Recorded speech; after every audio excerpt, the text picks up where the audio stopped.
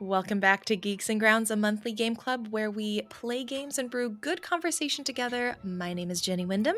And I'm Joel Thomas. And I have a little buddy here. If you're watching on video, you can see Rosie Oh, little sleeping in my Rosie. lap. Yes, if any of you happen to follow me on Instagram, you'll have seen her in her full regalia with the cone and the onesie.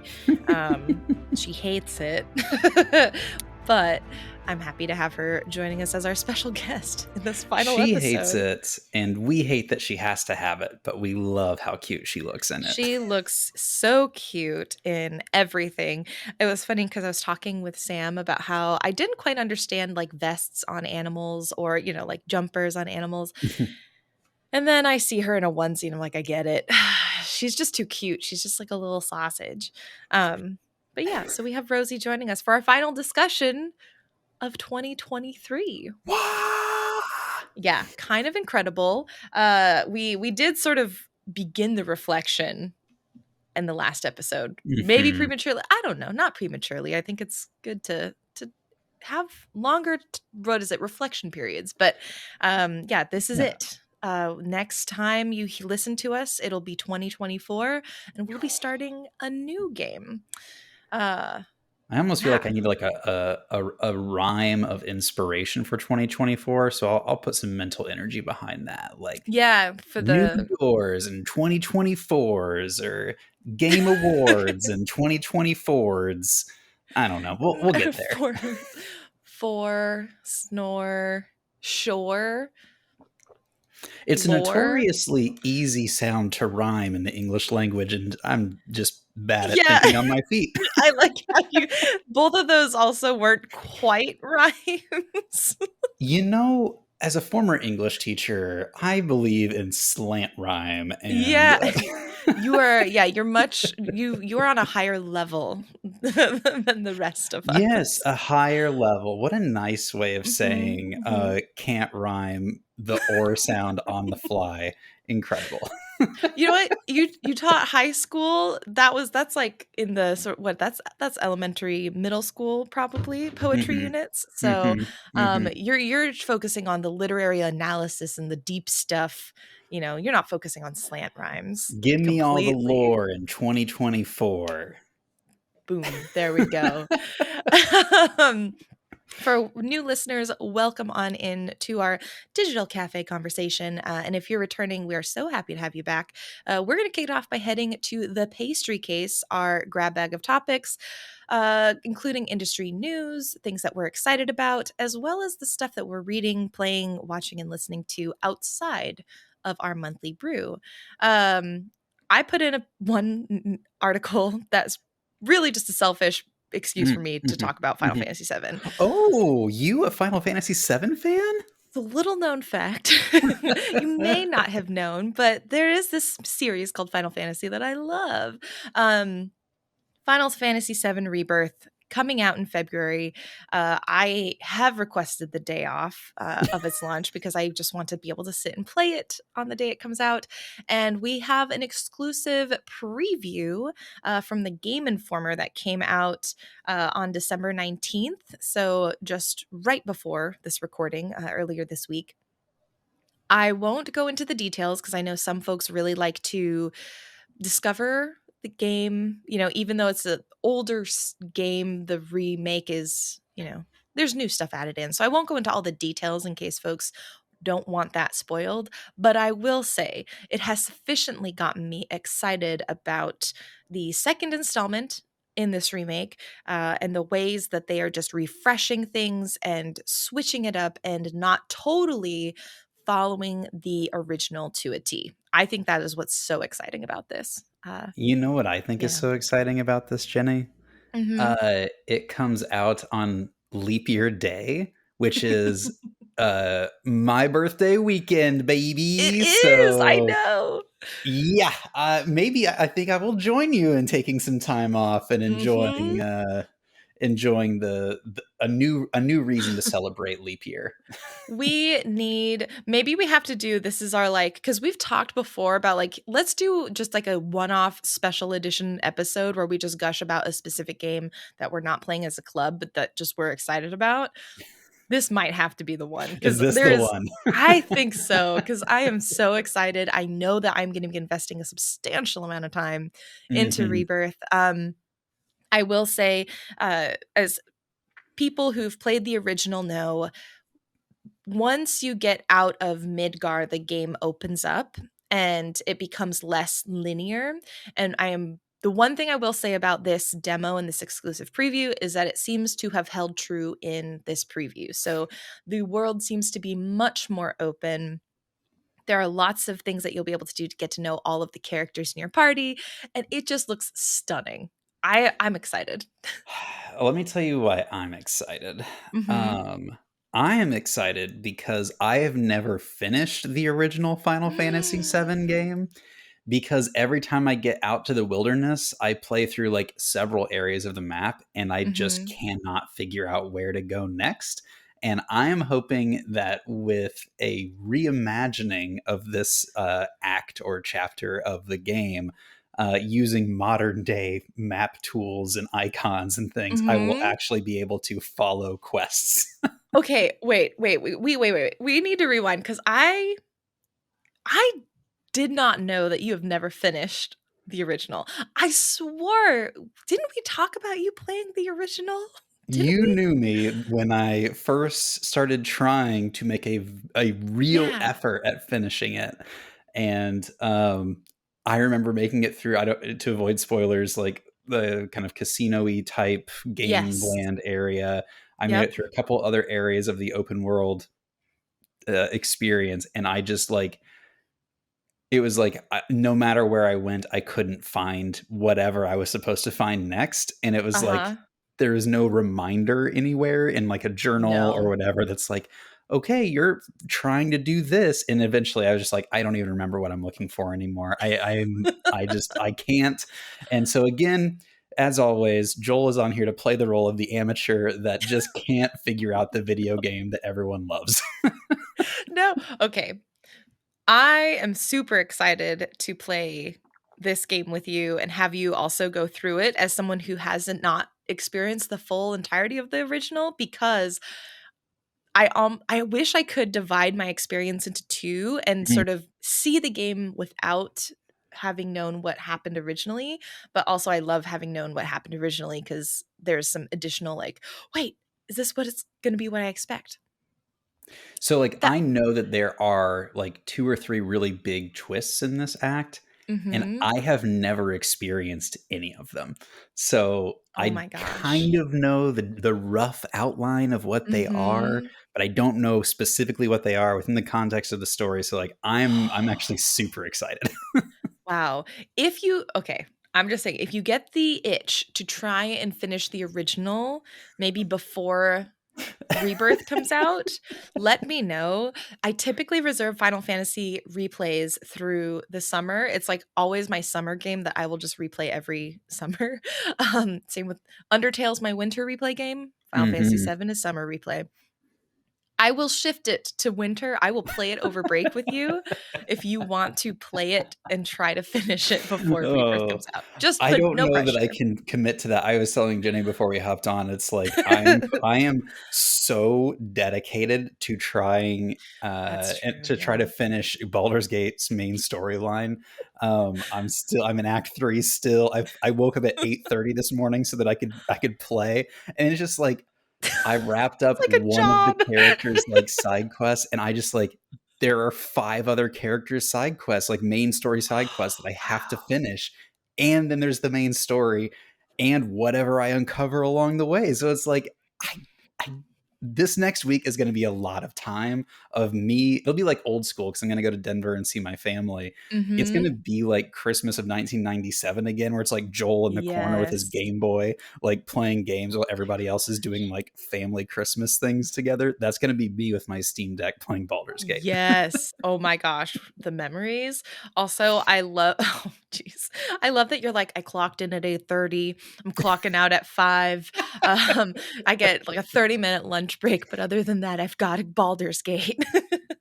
You know, it's hard work. A single mom that works 2 jobs and loves her kids and never stops. Like, that's me right now. I'm the survivor. Wow. because of Baldur's Gate. Because of Baldur's Gate. My goodness. Oh my gosh. So yeah, I guess we'll have to save Rebirth for another time then, or at least the OG for The another OG. Maybe time. this summer in your summer playthrough, I'll Yeah, tag maybe you in. could join me, because then, oh my gosh, that would be a wild compare and contrast. Playing Rebirth and then going back and being like, wait, this is all wrong. Oh, so cool. So yeah, that's Final Fantasy news. I know typically we talk more about indie games and the indie side of the industry, or like more niche titles, but I had to make an exception. Just it's my favorite franchise. So. It's like if that old like 98 Degrees song, The Shape of My Heart, like the shape of your Mhm. heart is the Final Fantasy 7 logo, so we understand. It is. It's there. Um, the other bit of more sort of lighthearted, fun news that I just thought it was silly because it was a sentence that I don't think I ever predicted I would ever read is the Mario movie's Peaches was snubbed by the Oscars for a Best Song nomination. Uh, if you have not, if you're like, I don't even know what does that mean? You've said words and none of them have provided any meaning to me. Peaches is the single from Jack Black, featured in the Super Smash Brothers movie that came out earlier this Super year. Mario Or Brothers. sorry, Super Mario Brothers. Yes. Definitely not the Smash movie. If My only. goodness, if only. Yeah. That would be, honestly, if they keep going, eventually we'll get a I'm Smash ready. movie. Put me in the game. Let's fight Master Hand. So this article from IGN said that the Peaches became a hit in its own right, making Billboard's top 100 list and remaining in its ranks for 5 weeks. I did not know it was that popular. It totally is. Just for me personally, it was my favorite part of the Mario Brothers movie. Oh, I yeah. thought I didn't love the movie. I thought it was okay. But Mhm. that was the one scene that just like got me. I was cracking up. Anytime there's a power ballad in a movie, I'm in. Yeah. But I've seen so many videos online of like kids playing the song at a Oh. talent show as like elementary kids and like wearing a little Bowser Oh costume. my god. My little 4-year-old nephew at the time was like would sing it while we were like phone chatting with each other. Like he was obsessed with it. So I get it. I thought Wow. this was like on par with the Everything is Awesome song from the Lego movie back in the day. So Yeah, yeah. I'm super surprised to see that this didn't get a nod. Yeah, I was definitely not as in tune with pop culture, clearly, because yeah, I was surprised. Um, competition was tough, says this article, and other nominees that beat Peaches include titles like I'm Just Ken from the Barbie movie, What I Was Made For. Barbie movie had quite a few. It had like 3 song What I nominations, Was which I Made thought For is was. such a good song. What I Was Made For is I am a Billie Eilish fan. I Hmm. do just love what she does. What I Was Made For, I think, is like one of her best songs, honestly. It's just so beautiful. Um and then one from like the Hunger Games, some from The Color Purple. There's a Spider-Man Across the Spider-Verse nomination. So it's a pretty good range. But yeah, I just thought this was funny because I did not realize the significance of Peaches. And I stand corrected now that I've heard you talk a bit more about You it. know, I had heard that it did get nominated, so, like, this is Mhm. doubly surprising because I must have just, like, seen someone's wish list or something, and I was Mhm. actually gonna say, like, "Oh, man, like, if this wins, we should do, like, a Geeks and Grounds cover of Oh my Peaches," god. but obviously now we can't do that, but, um, yeah, you know, maybe if we get, like, enough of the fan base coming together and saying, like, "We Mhm. demand the Geeks and Grounds cover," like, release it from the vault, we'll get together and throw something Gosh. down.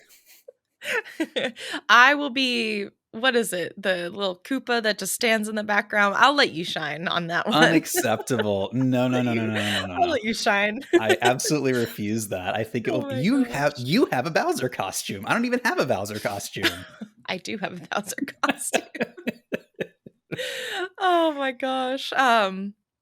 So yeah, if you are really really wanting to bust that Peaches cover out of the Geeks and Grounds vault, let us know. If you're watching on YouTube, put in a comment, send us an email, jenny@geeksandgrounds.com if you are listening to the podcast. But we could also keep it in the vault. That's fine. No one would be the wiser. Hashtag release the vault cover. Hashtag we need a good hashtag. We'll find it. Oh God. Oh, but not all the news is happy right now. We have some interesting controversy news, right, for this week? Yeah, well, and I would say this article itself isn't necessarily controversial, but it comes on the heels of some capital D discourse that's been on Twitter over the last week. So earlier this week, Insomniac had a ransomware attack where basically the hackers threatened to release sensitive information, including basically data about upcoming projects as well as staff information like addresses and personal information if they did not get the ransom that they asked for. Mm. They were not given any of the ransom that they asked for, and so they did leak all of this information. I don't necessarily want to talk about the leak itself, but more of the response that happened online, because the response was actually quite divided between journalists who seemed to focus on the fact that they needed to report on this, but also developers essentially asking and criticizing journalists who did report on the leaks, saying that they should have ignored this because of the harm that can befall the Insomniac employees, and sort of the additional press could lead to additional harm to folks affected. I thought this was a really interesting article from The Gamer called "Game Journalists Aren't a Part of the Game Industry" by Andrew King, because in the article, Andrew discusses game journalists as needing that separation. At least my interpretation of the article is that game journalists need that separation to maintain integrity, even when it comes potentially at the cost of reporting things that developers would not be happy with, like this. Yeah, I don't necessarily have answers to it. It's just questions that I've been thinking a lot about, especially as my work as an influencer manager, where Mm-hmm. influencers are now taking on the role that I think a lot of people traditionally went to press for in terms of reviews or impressions on games. And so just another sort of thing to think about. Yeah, it's definitely complicated. And I think like you've raised already, there are several disparate issues wrapped up Mhm. in this one story. I definitely think this, I think democratization of news in general is a good thing. Like the idea that like anyone who has a camera now can share out like the reality of the news of the world. Mhm. We see the benefits of that with things that are happening with like Palestinians that are sharing out their experiences. Um, and I think that like there we have to encourage and allow for that type of engagement in the news cycle. There's another side of me that is really concerned about the profitization, I suppose, of the news industry here in the States. Like so many news organizations and agencies that are now owned by billionaires, and the way that can subtly but critically warp how we view our own world. So, Mhm. in some ways, I'm really happy that we kind of now have this kind of democratized view of what's happened. Where I get really nervous is like maybe the wrong word, or it might be the right word. I'm not really sure. But the thing that I notice is um, it is very difficult to tell when you're following an influencer for news what is news and what is Mhm. content that I am being paid to produce. And like, Mhm. so you, Jenny, do a fantastic job on TikTok, on Instagram, and all of your channels of like being very clear when you're talking about a game that you're just interested in and want to play versus ones that like someone has asked you to talk about. And um, so but not everyone does that, and I think that's like Mhm. a real problem that needs to be reviewed. So like I think that is one element of this story, which is just like, what does news mean and what is ethical in news? But then there's this other side of things, which is people who are professional journalists at like corporate journal organizations are expected to live up to certain standards. Mm-hmm. So if you're reporting like, hey, there has been a leak, the way that that is handled, there's like ways that you protect the people that are affected by that leak. Like when they announced like Equifax had the ransomwares and the hacking attack last year. Oh, a little rosy shake. Yeah. Um, like it's they were sharing that as an important point for you consumers to know, like your data could be in this breach. That feels like a different level of reporting than, hey, this specific group's data that is probably not you is out there. Not you, the consumer. It is this specific group of people. Their data is out there, and so Mm-hmm. the responsibility of reporting feels different. And I don't know, in corporate journalism, it feels like there's a bit more of I would like to believe, I should say, I would like to believe there are some guardrails where an editor can step in and be like, oh, actually, if you be careful sharing that because it could lead to this other Mm-hmm. thing. Whereas if you're a one-off person, you might not fully know the kind of the downstream implications of your work. Mm-hmm. And so, yeah, it's a really rich and interesting conversation, but like, man, there's so many facets to it. What are some of the things Yeah. that come to your mind as you kind of were digging into this?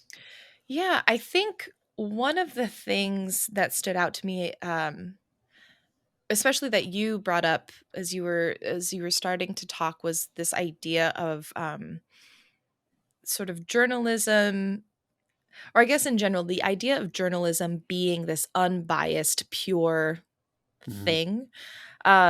But the fact of the matter is, journalism at this point in time is paid for by corporations who have very vested interests in how news gets reported and what news gets reported.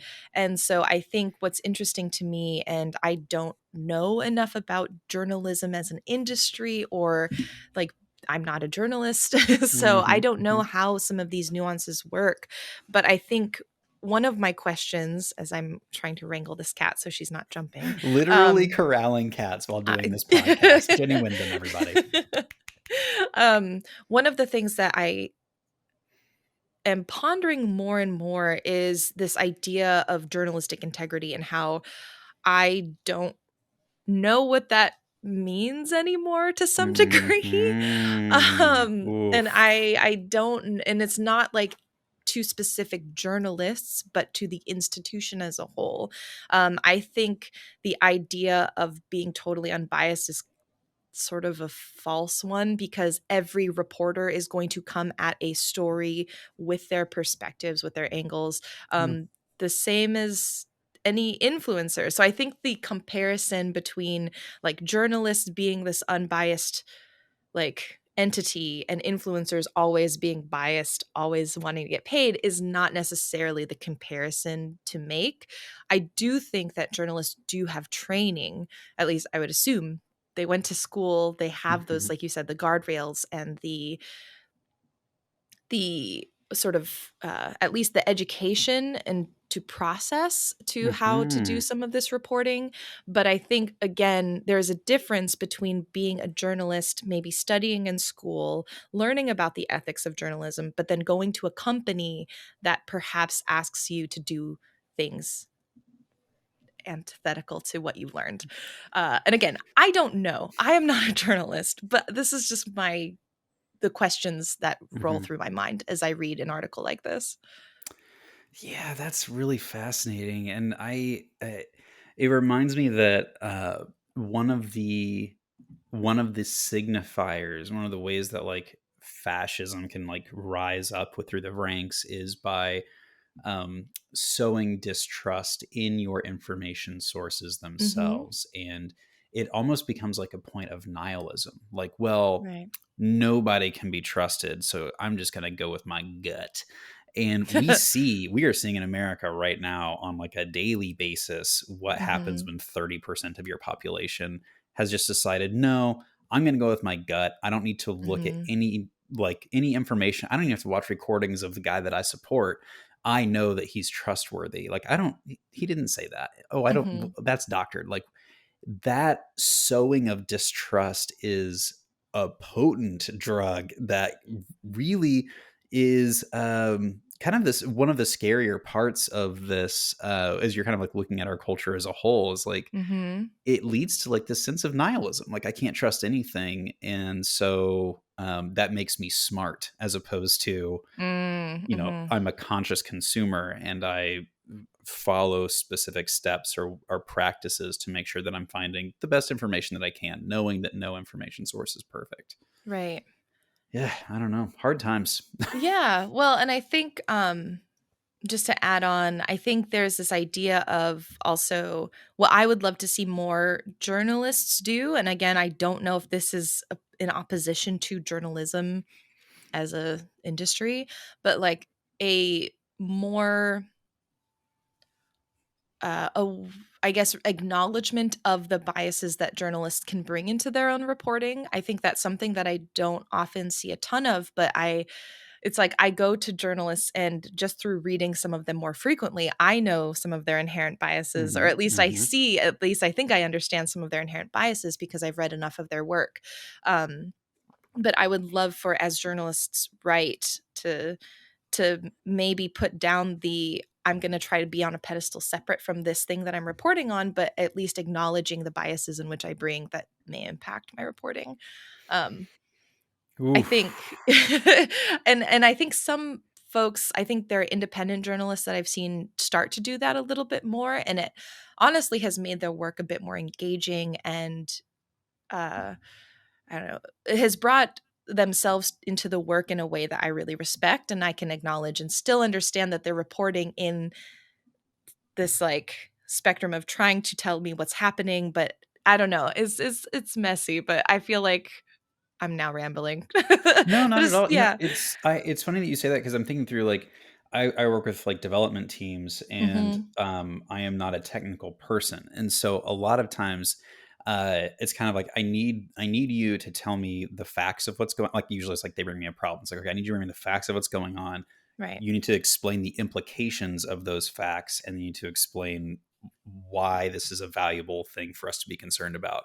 And it's Mhm. like that separation is really critical for reaching multiple audiences.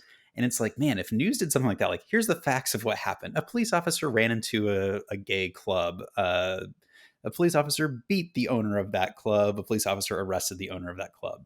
Okay, here are the facts. This is what happened. The implications of this are X, and my Mhm. interpretation of this is Y. And the reason that I think this matters and is important is because of Z.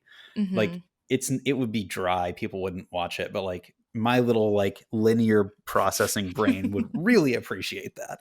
Yeah, I think so, and I think there's got to be ways to make that not dry, right? There has people smarter, more creative, and talented than I could think of it, but Oh, we I just ask think, AI to do it. We say, oh "Hey my AI, god, here's what happened. no, Here's the implication.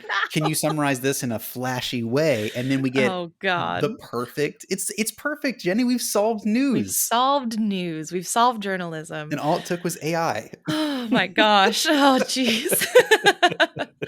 um, yeah, I don't know, and I think this topic is really rich, and I think there's a lot to discuss in it. I think there's this also there's the schism that this article describes between the game industry and game journalism, which I think is fascinating.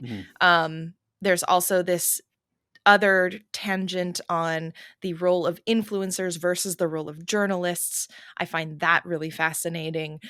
This article really just got me thinking quite a bit. And again, I am but one simple person trying to make sense of this world. So I don't necessarily have answers from any of it, but I Mhm. wanted to highlight it for everyone listening and for us to discuss because this is the stuff that I think is important to think through in some manner as we just continue deepening and making our industry better, I don't hopefully. know, Jenny. I don't know. I mean, you did just come up with the answer when you single-handedly suggested AI write our What news. So, is that what happened? Is yeah, that I remember that distinctly. That was the fact of what happened, and now Oh. you're saying you don't have answers, And so the it's really weird to implication of me. this is this, and the how I feel about it is this. Got it. My Oh, sorry, goodness. everyone. No. I'm glad. On to the next problem. What are I wonder if we're gonna solve Yeah, I think over Christmas we just find some new ones and, Okay. we solve those next. Okay, perfect. Yeah, you all came here for the video game talk, but really we're actually about to solve all the world's issues, Get in the ostensibly. comments. Let us know if you got an issue you want us to solve. We're transitioning from Oh, video games no. into, Is this advice. self-help? Co global help, I think is what Global I'd oh, wow. global help. That's pretty Speaking intense. of global help, what in the world are you getting into over the last week? Wow, that's a Um, good segue. ah, Um, so video games, nothing really new. I am still playing in Stars and Time. I still love it. So I won't be rehashing that once again, like for the third week in a row. mhm, Um, I did start re-listening to a podcast called the Magnus Archives. We talked about this way back in, I think, October, because we mhm. were going through like Slay the Princess and Dredge, October, November, and I recommended this as a great eldritchy, slow burn, very lore theory heavy podcast. I heard that there was actually a sort of tangential sister podcast, or I don't know, prequel side questy kind of thing. I don't know. There's another podcast in the world of Magnus Archives. So I was like, instead of listening to that new one first, I'm going to listen to the entirety of the original so I Mhm. can get my head back into the game, because I know that they're going to have Easter eggs. I know that there's going to be deep lore. I want to have everything fresh. So I've been re-listening to that, and it's been wonderful. Jonathan Sims is one of my favorite voices to listen to. I'm So just good. He's outstanding. And you Um, know what's amazing for anyone who hasn't listened to it? The first episode is such a good episode and mhm, like a great way to figure out if this is a podcast for you. mhm. And like, God, I think the title is like Anglerfish or something like Anglerfish. that. Yep.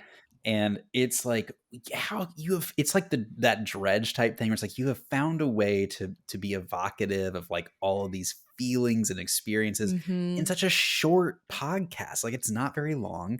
So No. yeah, I mean, so how far have you gotten back into it? Are you like through the into the first season yet? No. I'm only on episode, oh gosh, I think it's only episode like 6 or 7. Mm. It's called, I think it was called Squirm, for anyone who's familiar.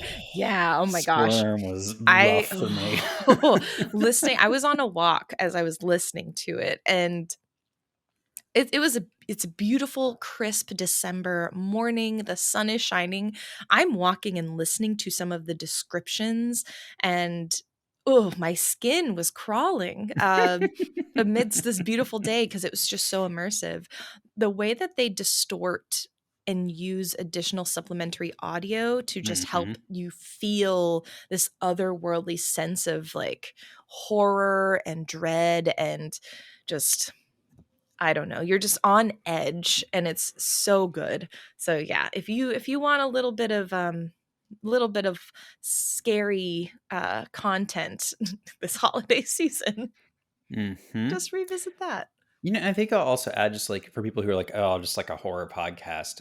As the show develops, the interrelationships between characters becomes Mhm. much more profound, and it becomes more than just like, oh, I'm scaring you for 30 minutes a week. It's like, oh no, like there are relationships that are really meaningful here, and Mhm. they end up being kind of like the crux of the story in the last season is the relationships are really what matter. So Yep. I like it's just such a well-rounded show. So I'm excited to hear as you are working back through it again what you're how you're feeling about it. Yeah. Yeah, I'm excited too. I think it's been long enough that I've forgotten, like certain episodes have stood out and I remember them very vividly, but I've forgotten a good chunk of them. So it's nice to be able to revisit it. Hmm. Um, And then the last thing that I've been consuming, if you're watching, I have the book. It's mirrored, but I have the book here. It's called The Mountain in the Sea by Ray Naylor. I just started it and I'm only just a couple chapters in, so it's quite fresh. But if you are into science fiction, if you're into sort of philosophical books or philosophical content, especially around the idea of like cultural transmission, um, communication, and consciousness. I think those are sort of the themes that have arisen in the first few chapters of the book already. It's about a marine biologist and a few other characters who have perhaps discovered a species of octopus that have gained a sense of consciousness and sentience where they've developed language and culture. And so it's sort of this first contact kind of situation, potentially, at least. I don't know, maybe it's all speculation at this point, but that's what I think it's working towards. And I like it. I was telling Joel that right now I'm early enough in the book where I'm not sure if it's philosophical or pretentious. So um, I could see it honestly going either way, but I'm liking it so far. So I'm really hoping that it sticks as I keep working through it. I love it. I really enjoy when stories delve into that question of like Mm-hmm. personhood and when communities are kind of worth consideration and the value of their lives. Mm-hmm. Is actually a central theme in. I just finished Burrow's End, which is from the Ooh, Dimension yeah. 20 group. And that is like a central point, is like there are these stoats, the animal stoat, Mm-hmm. that have they speak human language, and a central theme of that Yeah. story is like, how do we get recognized by humans as creatures worthy of consideration and worthy of Mm-hmm. dialogue, and not just seen as soulless animals that like you can feel just fine about killing. Right. So that's I'm super interested to hear how your story experience goes. Yeah, it got me thinking because I love the ocean. I love ocean creatures, but I've never really sat and like thought about them necessarily. And there's one section of the book where the marine biologist talks about how in aquariums, you most commonly see people or the keepers naming like otters and dolphins and the octopus. You don't see them naming other fish. Like there's like a distinction between the types of Oh, marine creatures we choose to interesting. name and those that we don't, and the ways we connect with them. And so it was interesting because with like dolphins and otters, for example, those are mammals, and so we connect with them on that kind of level. But Hmm. octopi, octopus, they are not mammals. They're, what is it, cephalopods? So I think they're aliens, is what the yeah, internet has they're all, told me. yeah, definitely an alien. And so it's interesting that we connect with and we name like an octopus, but we wouldn't name like any other kind of basic fish, like a tuna. You wouldn't name a Hmm. tuna. So again, some good questions that it's posing at least at the start. So I'm excited to barrel through it tonight. Very cool. Yeah. That sounds provocative, Yeah. mentally provocative. Yes. So other than Baldur's Gate, what are you playing, watching, reading? Oh man! So one of the things that we found when we were in Kyoto a couple weeks back is I'm a Haruki Murakami fan, as he's an author out of Japan, and he has a collection of like 3 or 4 manga stories that he wrote that I had never seen before, and so picked up that Mm, collection and started working through it. The first one, I think, is a manga version of a short story that I had read from him before, so that's pretty interesting. I don't know if they are all that way, but mhm. I'm interested to see. The first one is like a a salary man who is told that he needs to help encourage a super frog, like a hero giant frog, as it battles this worm underneath Tokyo. And the idea is this worm is what's causing earthquakes, and so the super frog Whoa. wants to fight the worm. And so the crux of the story is like this salary man deciding, okay, do I believe this is real? Does anyone else see this frog? And am I actually going to show up to be a part of this battle between these super creatures? And yeah, it's just like, it is really interesting and kind of fun. So I'm interested to see how the rest of those go. We've also I finished Scavenger's Reign last night. So this is the HBO limited series. Well, I guess it might not be limited. There could be a season 2 based on how season 1 ends, but it's a group of people who have been living on this kind of alien planet for an unspecified amount of time, but long enough that they have started to understand some of the ecology in a way that they can leverage it and use it to stay alive. And so the story is 3 different parties living on this planet trying to make it and survive and see if there's a way to get out. And if you have not watched this and you appreciate like trippy animation, the kind of thing that makes you go like, ugh, but also, ooh, like that feeling is the feeling you get the whole way through this show. Yes. So I would recommend it. I've really enjoyed it. Yeah, Sam and I think we're 2 or 3 episodes in, and we have loved it so far. It is beautiful, and I think the most notable thing, like the character dynamics, at least where we're at, are interesting. They're fine. We are just in constant awe at the way that the ecology of this planet has been so thoroughly imagined. Like, it's amazing. It's amazing. It's beautiful, and it's so believable. Like, that's the weird thing, is I look at it and I'm like, yeah, I could see a planet with lizards that have hypnosis lights. Yeah, totally.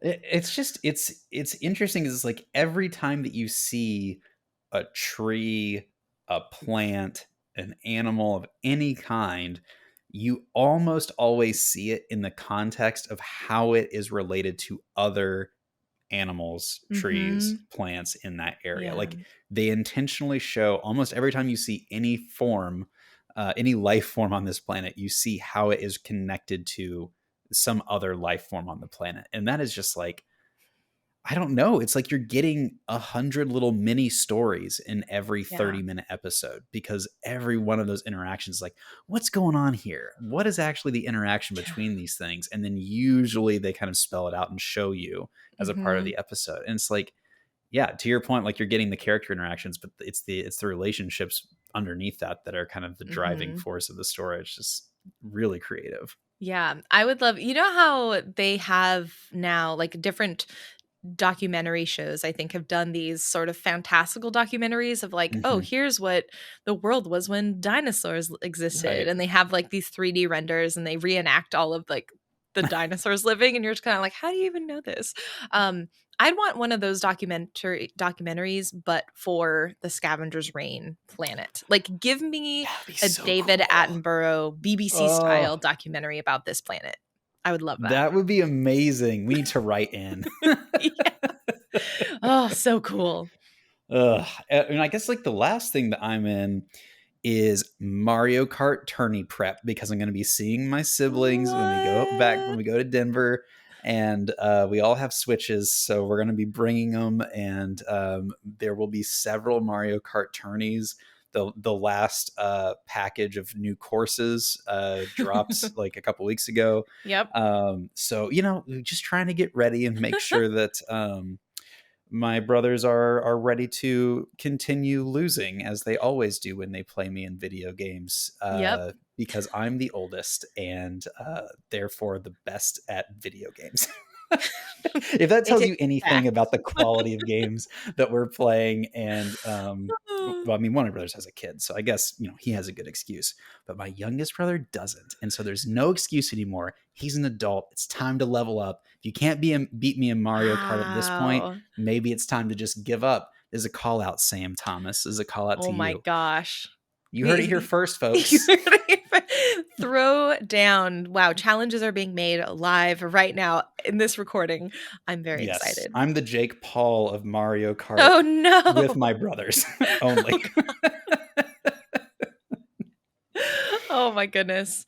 Well, I am excited to hear all about your victories and definitely zero losses that you're going to be coming back with when we record in the new year. We really do need like a belt or something, like a WWE Yeah, I style was going to belt. say, do you have like a trophy that you sort of bequeath onto the winner every year?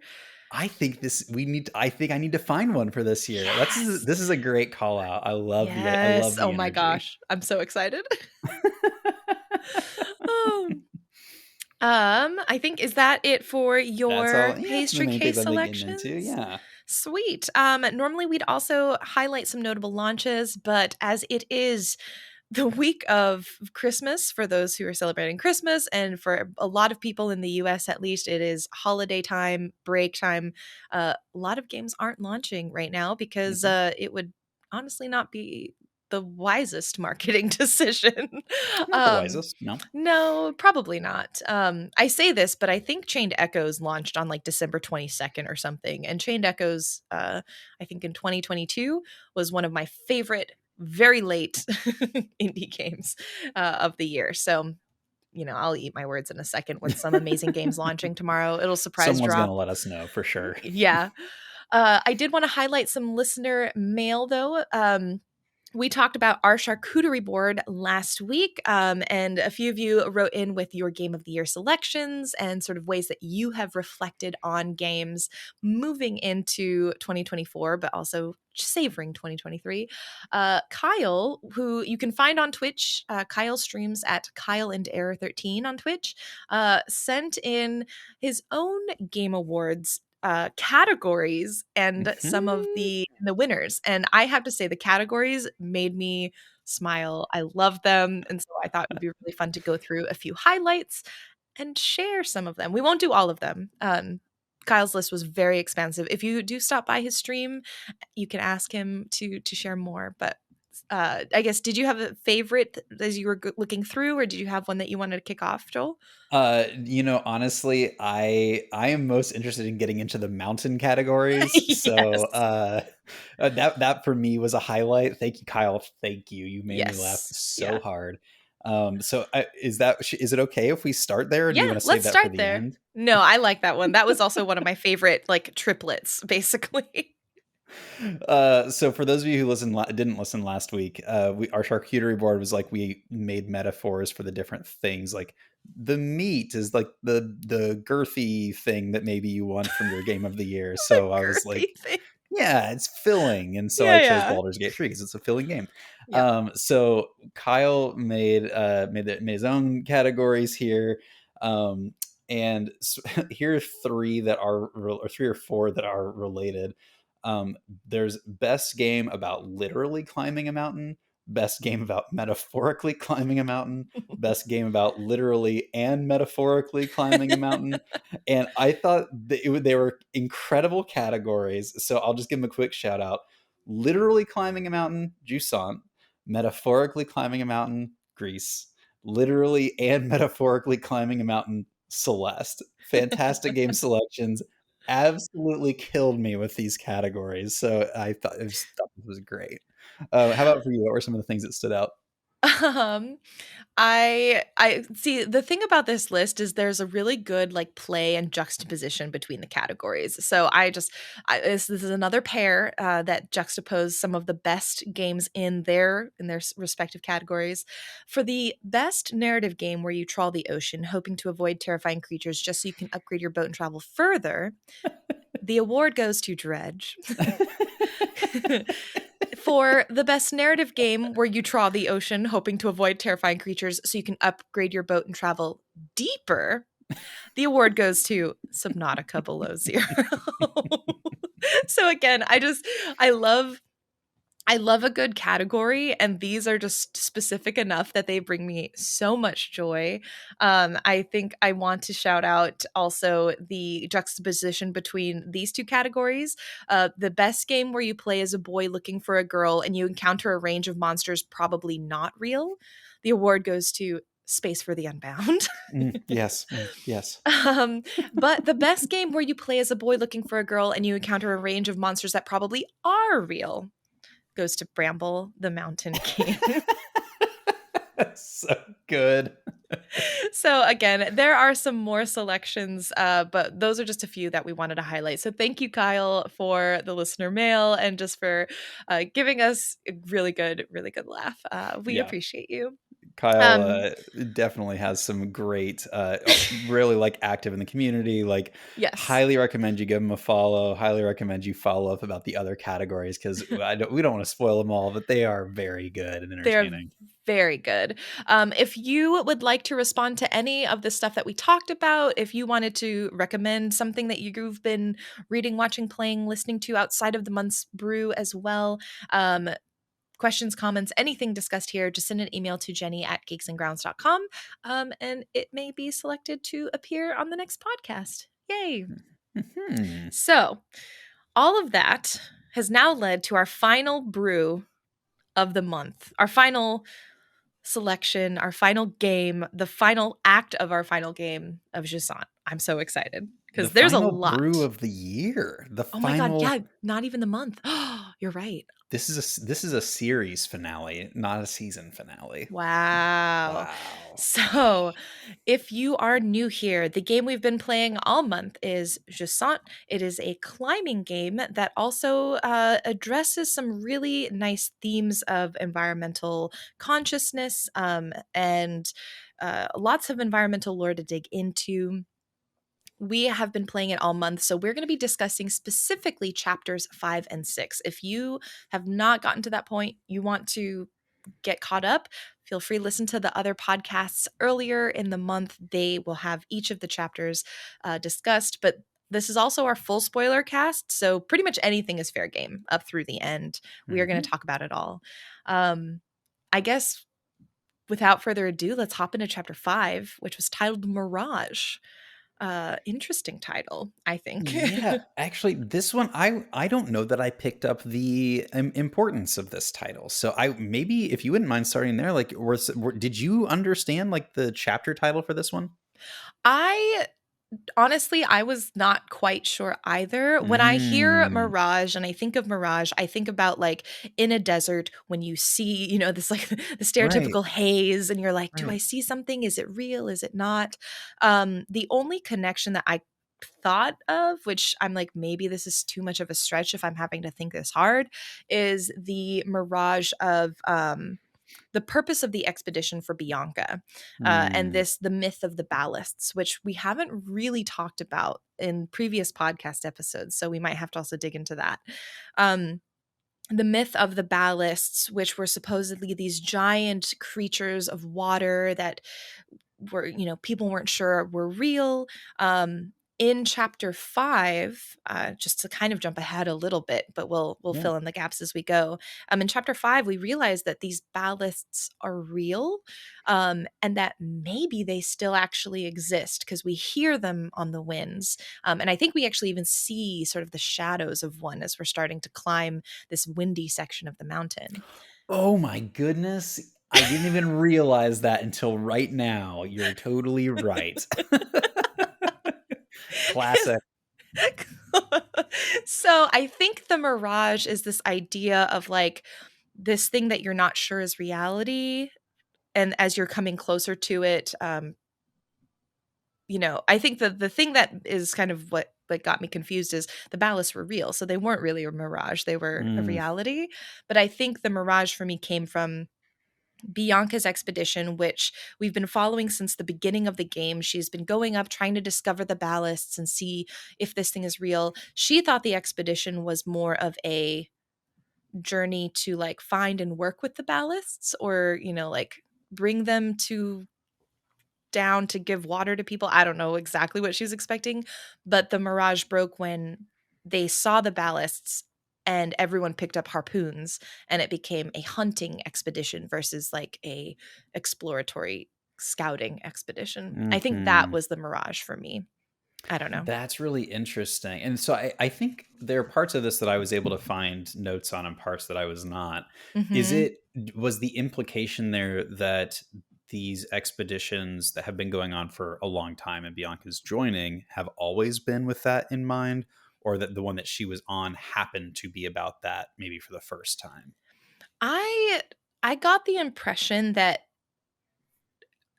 I got the impression that probably other expeditions were also more on the hunting Mm, expedition side, but I think Bianca, because the way that they characterized her, at least the way I interpreted her characterization, was like she's kind of young and excited, a little right. naive, and so I think maybe just she didn't connect the dots until they were like right in front of her. Um, Wow. but at the same time, I did not think at any point until the harpoons got pulled out, I didn't think also that this was anything but some sort of a scouting expedition or like something that was not meant to hurt the ballasts. So I You don't know if know, that's I because we think you're putting puzzle pieces into place for me that I was missing when I played. mm, I think the reading of this that you are convincing me of is that this has been a long-standing tradition, that this expedition, because like the beginning of the game is like I'm trying to join the expeditions, and right. I think my interpretation when I first read that was, oh, things are going badly, and so the expeditions exist to try and make things better. Yes. And now that you're talking more about this, I'm getting the sense that maybe the expeditions have been a long standing thing, and this has always been the intention of the expeditions, is to do this with the ballasts, and that it is that ritual or expedition activity that is leading to what we eventually will learn as we get into chapter 6. Yeah, I don't know because again, they have harpoons. So it's like, why have a harpoon unless you've maybe previously hunted a creature like this before? Hmm. I don't know, and I don't think like I didn't get the impression that like any of these expeditions were necessarily like super long-standing traditions. I still felt like the expeditions were a result of, sorry if you can hear the car alarm behind me. Um I still got the impressions that they were a result of things going bad and that's why they had Okay. to hunt more. Hmm. But I think that because they well, no, actually hold on. Because they didn't know the ballasts were real. So so that doesn't Mm. make sense. I think the expeditions were only to find a solution, but To I the think that crisis. Okay. their solution, instead of thinking, oh, we can work with the creatures to bring water back, their solution was like the only way we can bring water back is if we hunt them and like bring them down. And I think that goes into what you were talking about last week in terms of symbiotic relationships or these sort of Hmm. mutual relationships with nature that we've kind of Hmm. previously seen. And so it's weird that like with the ballast and with sort of the dire climate circumstance that wasn't on their minds. Wow. So like it was a break from, it was a breaking of their typical engagement with the environment to do this Yes. type of hunting. That's really fascinating. Okay, yeah, I Yeah, really like that's that more of the read. That's impression good. that I got, I think, rather than like it would they had traditionally hunted the Hmm. ballasts or anything. Hmm. Yeah. Yeah, that makes a lot of sense. I really like that. And that is a bit more hopeful for me in some ways. Like it was like a couple of fuck ups as opposed to like a long standing pattern of fuck ups, which is, No, not at I all. guess, a bit better. uh, Oh boy. So we get into this chapter, and yeah. I'll be honest, once this chapter begins, I was ready to be done climbing the mountain. I was like, Mhm. I'm feeling like it's time to wrap this up. And I gotta say, the pacing of this chapter was perfect. Like Yes. I think they were like, okay, they've trudged along, they've made it to the highest of heights, and Mhm. now we're gonna Mhm. kind of like in everything from the gameplay of this section to the shortness of this section. I Yeah. think it was kind of a recognition that it's like, hey, to make sure that the pacing of this game holds, we need to kind of like move along. And so Mhm. mechanically, how they do that is there are these updrafts of wind, and sometimes downdrafts, but mostly updrafts that you can use to carry yourself from one area of holds to the next as you're climbing the mountain, Yep. and it kind of speeds up your progress. And then the other ways, it just felt like I think it was one of the shortest chapters of the game, so that was kind of the other thing, and Mhm. that help you keep the pace going. Yeah, I totally agree. What they did was really, really smart because I felt the same. I was like, all right, I have been pressing left and right trigger for like 4 hours now. And I love it. It's been great, but I'm tired. Yeah. And this little climber is tired probably, and the ballast on the back is probably tired. So it's like I'm ready to finish the story and see what happens. And yeah, the updrafts felt so good when you there were a couple times where I did not get the timing right Mm. and it felt real bad. But it felt great when you just like soared up and you cleared like, a good in-game 20 feet, Yeah. of like Hmm. just mountaintop. And it was the shortest chapter to date, actually, I think. Yeah. Um, It also was just like really forgiving in general. Like I felt mhm. like they did a good job of like encouraging you to place your pythons, your pittons Pittons, into the yeah, I don't know. wall at specific points. Like Mhm. I did run out of rope a couple of times, but like in general, it was, I don't know. It just felt like it was a fast moving and enjoyable chapter. Like, Yeah. I mean, it was just like, if I were making a demo of this game, this is the section of the game that I would have made the demo. Ooh, really? I think so, because it's just like really Wow. a lot of diverse movements, a lot of like fun with like the right amount of challenge with like the downwind that you would encounter Mhm, at certain mhm. points. So yeah, I think for me that this was like one of the most enjoyable chapters to play. That's super cool. Yeah, I think it did feel also the intensity. I think the wind is just conducive to making you feel like, okay, there is an urgency here that wasn't in the previous chapters. Because like you Yeah. just came out of this like beautiful bioluminescent cavern. I feel like that's much more contemplative, and you're just like, I just want to look around and Hmm. enjoy the Hmm. jellyfish that are just in the air for whatever reason. But now at this point, it's like, no, we got to get to the top at this. Like we need to finish the journey, and I think that wind really helps thematically as well there.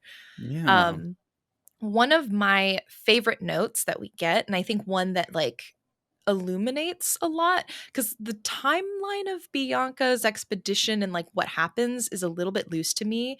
I Yeah. admittedly Agreed. did not pay attention too much to it until I realized I probably should have. So maybe it's more clear if you actually pay attention. Um, but there is a note where I guess after the expedition, they go up with the harpoons. And from my understanding, she stays sort of behind. She does not want to participate in whatever they're trying, but the expedition folks never come back. And so she's there. She talks about how the ballasts are real, um, and I feel like this is the quote that I wrote down. I feel like after I met the ballasts, I found something I didn't know I'd lost, a fragile link to something bigger than myself, a mutual respect. I'm nothing compared to these water giants who swim through the storm, but they eventually left one by one. I know they're out there somewhere, though. One of them stayed, and it comes to see me from time to time. And she talks about how she talks to it and it helps her feel less alone now that she's up, in the mountains kind of by Hmm. herself. Yeah. Um, so I think what's interesting to me about this part is the mystery of our little blue buddy, our little blue, which you kind of piece together, especially after seeing the frescoes and everything, that this is probably a baby ballast that you're Yeah. bringing up.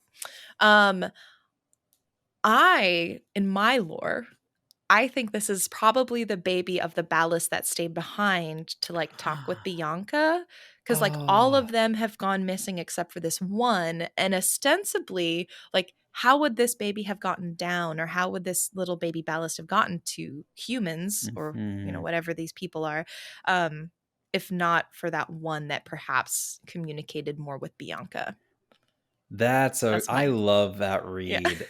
It also, I mean, it kind of explains, kind of as you get towards the end of this chapter, you kind of call for one of the ballasts, like Mm-hmm. you do something to like call it down from the sky. Yeah. And so I think that, and it definitely has like a parental relationship with the ballast that you've been carrying around. So yeah, I really Mm-hmm. like that read. I think that's a fantastic Yeah. interpretation. Yeah, I was like, I don't know if it's a stretch or not. And again, the timelines are kind of messy because it's like we don't know how long ago Bianca's notes were from when we were, at least to my knowledge. I don't think we Right. know how much time has passed between Bianca's expedition and our journey.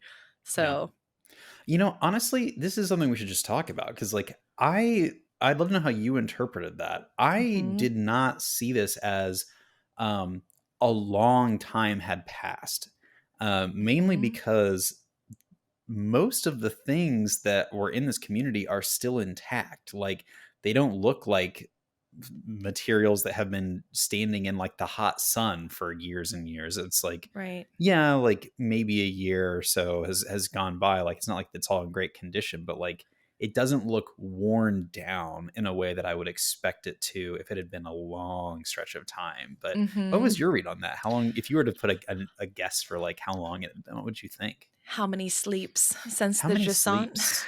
How many wins? um, yeah, how many what was the other passage of time? It was like, oh gosh, how many scales? I think is what they called it. Right. Yep. Um, I puzzled over this. I also came to a general conclusion that it couldn't have been that long because of all the reasons you mentioned. Everything looks relatively uh like worn in the sense of it's been out in the sun, but not worn because it's been so long since civilization existed. Hmm. Um, and again, with my personal lore and theory and hope that like the ballast and Bianca are connected to this baby ballast that you're carrying, I can't imagine it's been, you know, like decades. It has to have been Right. at most maybe a few months, um, to like the better part of a year is kind of what I I was like that. thinking. Yeah. Yeah. But no real data to support my Yeah. guess. Well, let's also talk about. I actually think there's one really compelling point of data Mhm. to support your read. As you get to the end of chapter 5, and you Mhm. call up to the sky, and you're kind of above you're in the cloud line, and you see the first like full size ballast come. Oh my gosh. It's a really Beautiful. powerful, gorgeous moment. I took so many screen grabs of this section. Yeah. um, it is equipped with writing gear. Like, Yeah.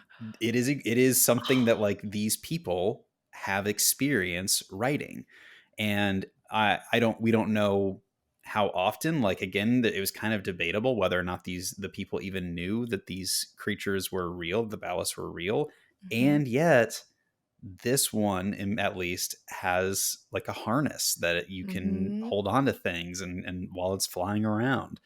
So I think that there's definitely a compelling case to make that like maybe that was something that Bianca built alongside of this ballast or something along those lines, because I don't know how else. The relationship otherwise just wouldn't make sense to me. So yeah, I think there's a Mm. really compelling case for like the scale of months to like a very short number of years. Like, I think that's Yeah. a good point. And again, going back to like this idea of like Bianca seeing this sort of symbiotic relationship and instead of hunting down the ballast, like said, okay, well, perhaps I use them and work with them, talk with them. I think that's also really exciting and Yeah, compelling to me. Again, because everything else that we've read up until this point shows that the tower has existed and the humans in it and the organisms in it have historically worked together. Um, right. oh, it's just so cool. I think this is where the game gets really exciting for me because I think this entire time you're kind of like you're reading all this lore and I think the payoff of chapter 5 into chapter 6 just feels really good because they Oh, do it feels answer a so lot of good. the questions that it like they pose at the very beginning. Hmm. Um which we ride the ballast up. And this is where honestly my brain started going like, "What? What is happening?" Um because you ride up and you basically get to the top of the mountain, but there's this like moon-like structure that's also really like a literal moon, not even just a moon-like Hmm. structure. It's like a moon that is right there near the top of the mountain. Um, it's super close, and you can imagine with waves and moons and I don't know gravity pull tide pulls. I'm like that's probably what's causing something funky to happen with the Right. ocean. Yeah. But as you reach the pinnacle, it gets too cold for the ballast, which is a creature made pretty much entirely of water. And so the ballast, like, what is it, freezes and like Yeah. falls down into the snowy mountaintop. Mm-hmm. Um, and this is a really, I got kind of choked up during this scene because as you start to walk Yeah, around, same. It was you pretty see, brutal.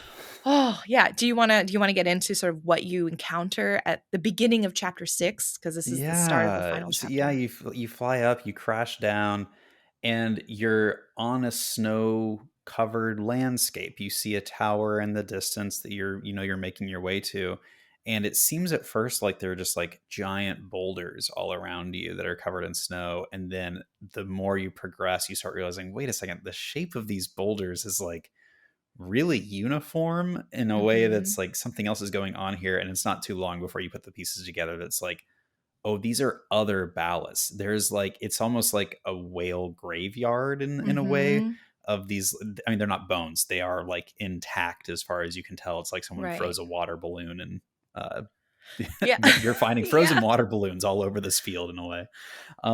But yeah, it's, you start making your way to this tower and making your way through this like ostensible graveyard of these ballasts, and it is emotional. Like, it is intense Mm-hmm. seeing like you're still not super sure like what exactly caused this to happen, and you just know that like something has gone wrong here. And so Mm-hmm. yeah, that was a it was a tough moment to watch that and walk through these kind of, as far as corpses. Yeah, and I know I got choked up as well, and you have your baby ballast, and I don't know if you took it out and tried to pet it at this point, but you actually, Oh my instead of god. petting it, you actually are trying to warm it up because it's cold and it's tiny and it's like starting to also freeze up essentially. Hmm.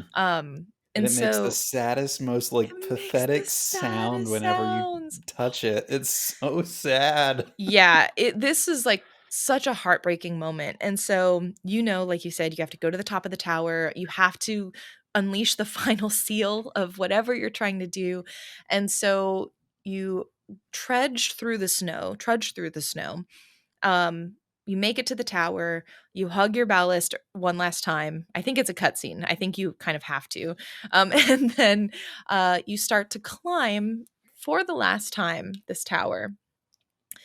I found this tower a little bit challenging to climb initially because I could not initially tell the difference between the circles of the constellation shapes that had the handholds and the circles that didn't. So this initially was kind of frustrating for me.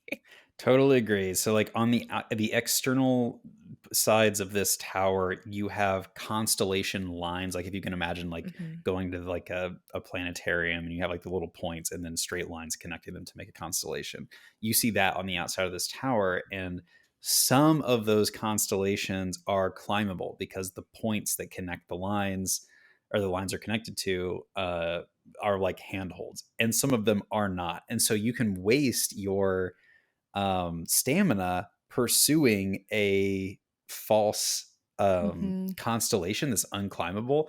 And definitely it felt like unnecessarily punishing, if I'm being honest, where it's like, we're at the crux of this game, we are seeing the ramifications of the world around us, like how it got to be here, in the way that we have experienced it.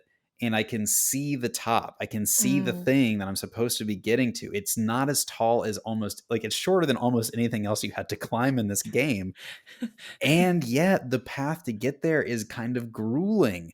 And so Mhm. for me, it was just like, I just like, I've got this sad little guy on me.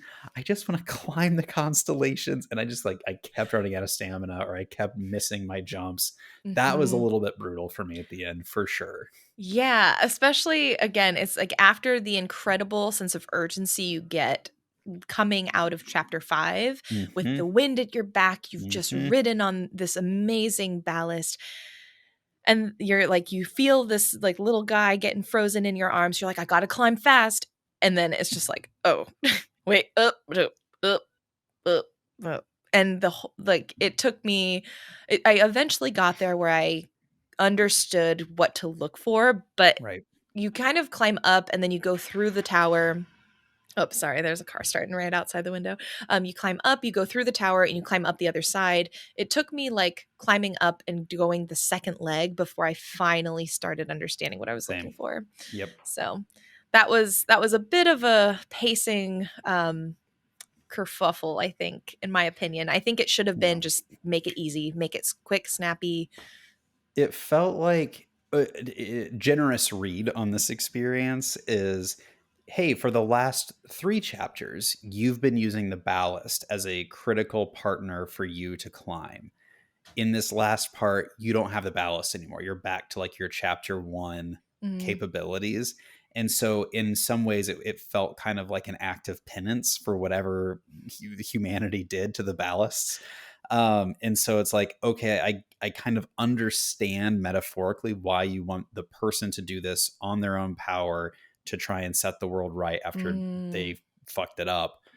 But yeah, I also I think they did it at the expense of pacing, as opposed to as in a way that like benefited the pacing of the story, which I think was just, in my opinion, maybe a mistake. But yeah, you are much wiser and more observant than I, because at that point, I was not even thinking about it. I was just like, why can't I climb this faster? But I agree. I think probably there is definitely an argument you can make in terms of thematically having that be, the last 10% of you doing this on your own, you know, sort of redeeming humanity hmm in a way through hmm this action. Um, but yeah, I wasn't even paying attention to that because I was just like, I just need to get this little lad up I there. gotta get this little guy to safety. um, Yeah, that's real. But eventually so you do get to the top. You do. And before we talk about the very ending hmm cinematic, hmm I'd love to get your opinion because we talked through each of the titles of the chapters, and this one was an interesting one because the title is Syzygy, which Syzygy. I put in the newsletter. I'm like, I know Syzygy through two things: 25th annual Putnam County Spelling Bee, because it's in one of the songs where the character has to spell Syzygy. Oh, Um, funny. and I also know it from like SAT prep back in high school. And it was one of those words that you just had to know because it was gonna be on the SAT probably. Um, and I promptly forgot it. I don't even know if I really understood what it was at the time. I just kind of flashcard memorized it for Sure. test points. Um, but the word syzygy means a conjunction or opposition, especially of the moon with the sun. Um, there was also another definition from more of a psychology perspective, where they refer to syzygy as a state of balance between opposing forces or elements. And so I'm That curious was what the you, one that I really liked because yeah. I did not remember stumbling across this word in my SAT prep 20 years ago. Oh, God. So I had to look it up again, and that one was definitely more compelling for me. I Hmm. definitely think as you get to the end game, the literalness of the like astrological interpretation is definitely like, it's they use the word intentionally, I guess, is Yeah. the net of all of this. But it was just definitely like a the importance of alignment psychologically felt like a much more important definition to me than the Hmm. literal astrological one, Yeah. if that makes sense. Yeah. Yeah, I agree. I think it's much more compelling to think about, again, like the idea of alignment in sort of like the human and the natural world and sort of the intentions for the future there hmm is just a little hmm bit more interesting. I guess technically, which is kind of interesting, I'm looking at this on Wikipedia. So I do not know this just from my own brain. But syzygy is when the earth, moon, and sun are aligned, which actually happens every new moon. I did not Mm. know that. Um, so that's just something I found kind of interesting. And again, you have the, like you said, the overt connection of this moon thing is right in line with the mountain and the tower. So that's happening.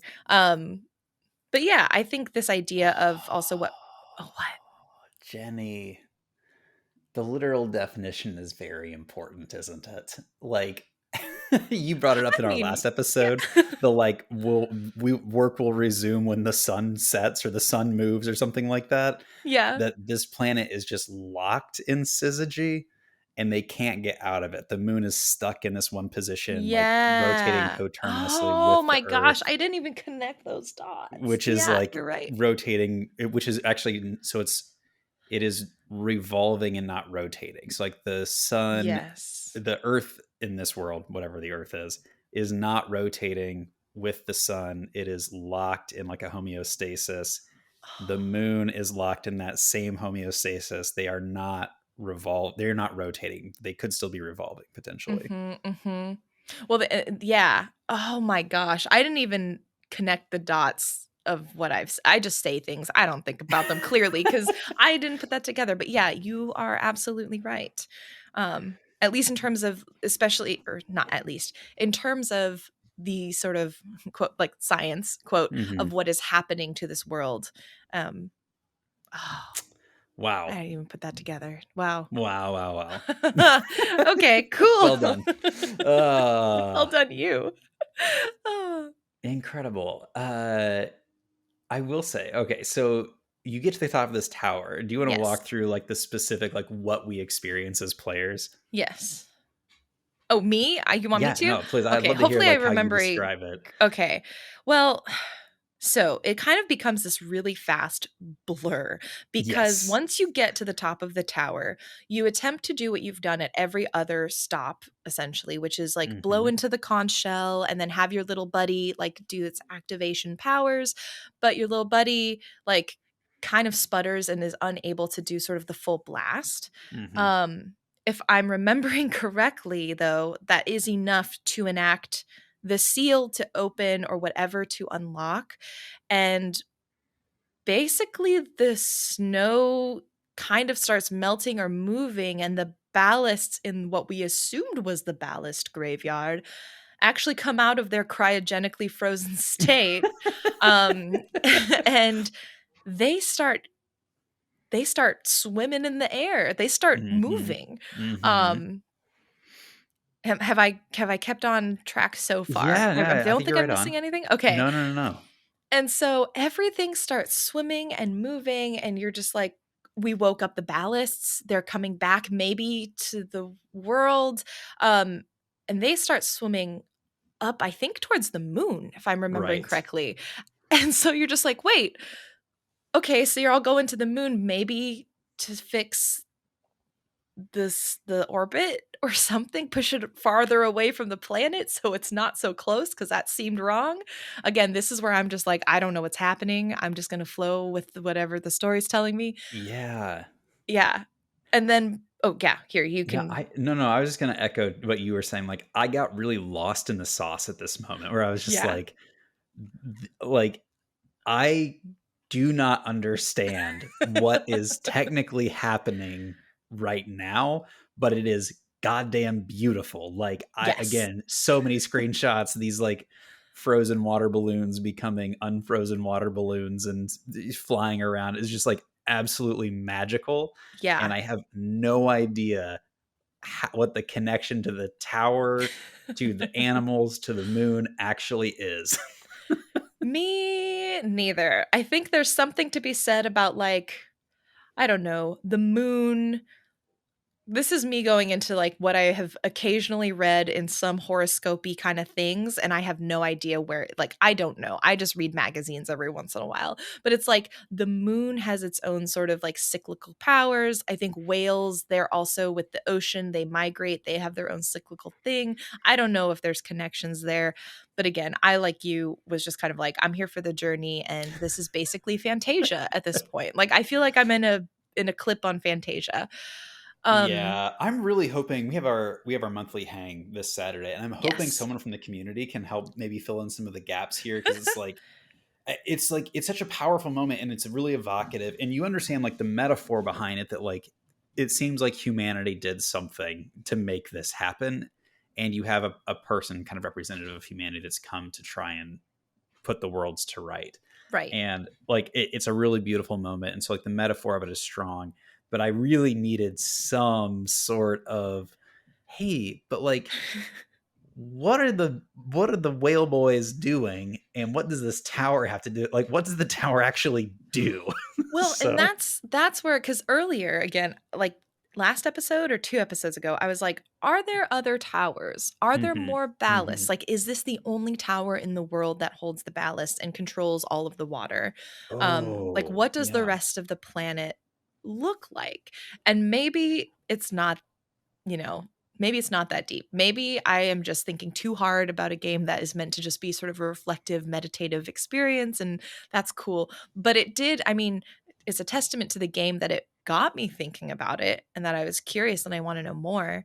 Um, I will say the very tail end of this fantastical night with the ballasts is as all of the ballasts are swimming away, you have baby ballast who is like, I found my family. I got to go with them. And so you basically say goodbye to your little ballast buddy as it goes Mhm. off and swims into space with its ballast family, which I was so heartbroken over. I really wanted Ballast to hang out with me forever. I'm not going to lie. Absolutely understandable. He's just your little guy, your little Yeah. dude. I yes, there was like a degree of this where it's like I think that would have been a bit more rewarding if we had understood for longer that it had a parent or had a family, and that Hmm. part of your quest was to reunite it. I think if that had been a bit more explicit, then that Hmm. payoff would have been a lot stronger Yeah. and less like, oh, I'm missing my buddy, and more like, my buddy's found his family. I'm so excited. You know what I Yeah. mean? Like that balance just is a little off there. I totally agree with that. I think the one feedback and point of, I think, like criticism in the sense that like we're critiquing it Right. is, I think we've come back to this idea of of vagueness, sort of vagueness's sake, versus like being explicit and like giving your audience the tools to appreciate the journey that you're taking them on. That's it. That's So, it. yeah, I Yeah. wish they gave us more of the tools, cuz they had all the tools were there. They just like scattered them around and we had to find them, and it's like if you don't even know you're supposed to be looking for them, then it's like Mhm. you don't get that payoff. And um I think this game would have been best served, like you said, with a little bit more of that explicit storytelling or education about what was going on. You know that yes, it's almost like you finish the game and you know you're done with it. It's obvious. So it's like you get a visual reward. Like the ending is visually stunning and Mhm. auditorily like the music is really climactic and beautiful. You get the reward of like job well done. You finish the game. Like in Yeah. that payoff feels good. You just don't get, at least I didn't get the emotional reward that I think could have been there with just a bit more explicit Mhm. storytelling. And not a Mhm. lot more, just either reorganizing it or something. But like that was the one thing where it's just like this could have been a really, oh, you know what I think of? What was the game, The Last Guardian, that came out a couple Yeah. years ago, where you find like potentially like the last creature within this old ruined Mhm. fortress, and your goal, is to try and protect this creature and help it like grow to a full size and get out of this kind of controlled area that it lived in. And you, when you finish that game, you emotionally feel it because like it's tough. There's a lot of like animal abuse and cruelty things that you're trying to help it Mm. escape. And so when it does and it leaves and it flies away, the sense of joy and like shared victory because this thing has gotten out is so palpable and strong.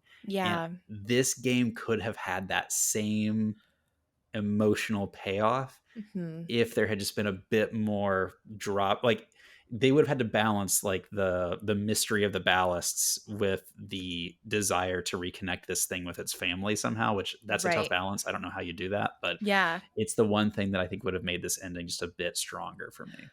Yeah. I think they like, what's interesting is the ballasts, I felt like I feel like they didn't have to make the ballast a mystery for you, the player. I feel like the ballast could have, and maybe the ballast could have been a mystery to the Biancas and to the people of the past. But as you, the player, you have a ballast from the jump. And so I think, and it's really interesting because even looking at the conversations in the Discord, folks were like, wait, what is the little blue guy called? Like, what is this little blue fella? And it's like, I think we would have been so much better served if we knew more explicitly from the jump, and didn't have to guess or put the pieces together that the ballast was with us the whole time and that they were real, because that would have solved, I think, a good chunk of the problems, because I wasn't sure until chapter 2 or 3. We needed Professor Oak coming on board and letting us know about the world of ballast at the very beginning. Yeah. And here's your ballast boy. And yeah. Go off on your ballast adventure. Yes, that was the missing piece all along. They just needed Professor Oak all along. Exactly. Yeah. But again, for me, this is me also just kind of getting into the weeds of things, as a whole. Just to summarize my own feelings about the game, I thought it was a really beautiful adventure. I thought, like, I was willing to go on the ride. Like, again, even with the questions I had, you know what? At the end of the day, I'm like, I'm going to sit back and watch this beautiful scene. I'm going to have a good time doing it, because this is a game that's making me feel a lot of things, and I like what it's making me think about. Yeah, and I feel like I have probably had more negative criticisms of this game than some of the others that we have played, but I would wholeheartedly recommend it. Like, for me, it was a good gaming experience. I would absolutely, like, if someone was looking for, like, give me a game that's like 6 hours or less that has a good payoff, like, yeah, I would absolutely put this one in the running for that. Yeah. But the goal of this conversation, Geeks and Grounds, a lot of times is to have really, hopefully, meaningful conversations about what we're consuming and what we're learning and how we're applying that to our lives. And this game had a lot to say about that, especially like kind of the environmental story. And yeah, so for me, would recommend, really enjoyed this game for sure. Yeah. I think throughout the month and then the newsletters, I've got other recommendations for games kind of like this if you want more of this type. I think previously I'd recommended like A Short Hike, which is definitely not as mysterious. It's much more grounded, but another sort of climbing game that's quite meditative and fun. I talked about Abzu, Rhyme, and I think another game by, I think, some of the creators who made Abzu is Journey. That's another title that I think if you like this game, Journey is another title I'd You highly will recommend. love Journey. Yeah, if you will like this love game. Journey. I think Journey has a payoff at the end for me that like probably is in the top 10, sort of endings I've experienced in a game. Yeah, just like the big famous Final Fantasy VII ending that is. Oh, are you not going to tell me? We're just Okay, not gonna talk fine, about that yet. fine. No spoilers for decades old games here. Sorry, Joel, you have to play it yourself. But yeah, thank you everyone for joining us in our final deep dive of the year. I keep saying month, but it is the year. We will be playing a fresh game next week. We'll be starting a fresh game next week. I will. One of my New Year's resolutions, a goal that I put down in my planner, so you know it's real. Joel knows all about me and my passion planner goals. Essentially, you write them down; they become reality. If it's in the passion planner, y'all, it's real. It's real. My goal is to do better at social media so that y'all can get better updates on those platforms. So yeah, we're going to make that happen, but you'll get hints in the Discord during our monthly hangout, which is it will have passed by this point. By the time this posts, we will have done the monthly hangout. But if you join the Discord, you'll get the hints as well as some fun conversation with other folks. So yeah, that's at geeksandgrounds.com. You'll find the Discord link, the newsletter link, and where you can find the podcast and the social platforms where we're definitely going to be posting more in the new year. Definitely. Absolutely. Yeah. Maybe I'll take a page out of your passion planner notebook and add it to my own. Thank you all so much for joining us for Jusant. Thank you for joining us this year, our first full year of Geeks and Grounds. It's been great having you be a part of the community. May your brew be merry and bright. Enjoy the holiday season and New Year. We look forward to connecting with you in January. Yay! Bye. Bye, everyone.